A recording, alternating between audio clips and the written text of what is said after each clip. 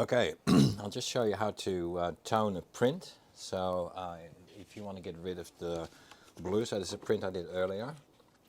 So what we can do is we can actually strip the blue out of this, and then we can make it brown or a sort of a purpley color. Now you do this with tannic acid. So tannic acid is found in coffee, in tea, in tannic acid. You can buy it in those home brew shops. People use it to, in winemaking. So what happens is we're going to strip out the blue, and then we are just going to put it in just ordinary tea bags, which I've got here. So I just boiled some water, and then I just put those tea bags in there. So basically just make a brew. Coffee works really well. Green tea is the most subtle, so if you use green tea, you'll get a very beautiful kind of purpley, kind of aubergine kind of color. To get the blue out of this, we've just got tap water here, and to this tap water I'm going to add, it's not sauerkraut, it's washing soda, so it's like a powder, it's like it's a water softener essentially. You can still buy this at the supermarket. It's in the low shelves because not a lot of people buy it anymore. And it's good stuff because also if you get some cyanotype solution on your shirt or something like that, if you soak it in this and then wash it, it will just disappear. So you just kind of put an amount in. It's not accurate. I suppose if you put a lot in, what will happen is you'll be bleaching your print quite quickly. I'm wearing a glove because I don't want to get the washing soda on my hands.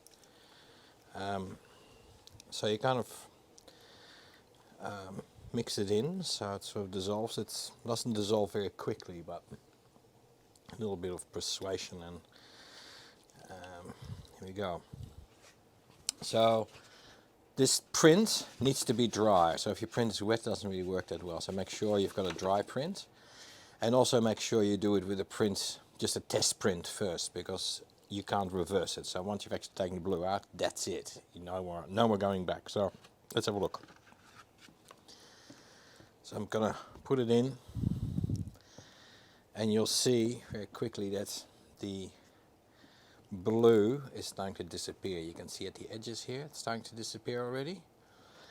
If I want to have a split tone print, so half blue and half brown, I would take it out now. You can see how it's going. I'd put it in plain water just to stop the bleaching, but I'm just going to go all the way with this one. And it's a funny process because it kind of looks like it's sort of reversing what we did earlier, like it kind of goes back to a sort of an eggshell kind of yellow. Blue is out. Takes a little bit. You can see in the middle still some. So we're just going to keep on going with this. Okie dokie.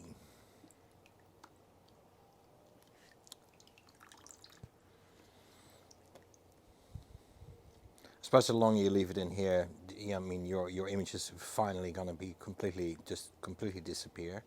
I'm kind of happy with this yellow now, so I'll just move the camera to this bath here. This is just plain water, so this just stops the bleaching.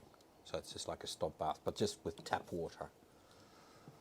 And then our next destination is this my brew. So I only got 3 tea bags in here. You can put in lots of different tea bags if you want. Like it will just get stronger and it will go quicker. One tea you can't use is Earl Grey tea. No Earl Grey tea because it's got too much oil in it. I'm going to put it in here. I should actually show you. So that's before, and then we're just going to leave it in here for a bit to soak.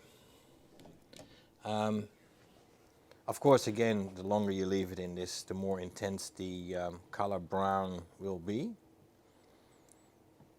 What you'll also find if you use coffee and tea, of course, that your paper will go brown as well. Now, if you're using green tea, that won't happen. Green tea only kind of affects the picture. So it's actually quite nice to use green tea. Particularly if you're printing negatives and you want them to look as much like a photograph as possible, you might want to use green tea for your toner. Now the longer I leave it in here, the more intense the brown's going to be. I can squish some of these bags to get more tannic acid out of it. But as you can see, it's going brown, definitely. So what was a blueprint is now a brown print. And some things actually look much better in this kind of oldie world. It's almost like instant oldie worldy. So yeah, like I said, the longer you leave it in this particular solution, or you can make it stronger as well, the more intense the toning process is going to be. Okay, great. Give it a go. You don't need much, just washing soda. It's not nappy sand, it's called washing soda. And not bicarb of soda either, it's just washing soda, water, and tannic acid in the form of tea or coffee. Look, it's even getting darker now. It's going quick. All right, thanks, give it a go. Bye-bye.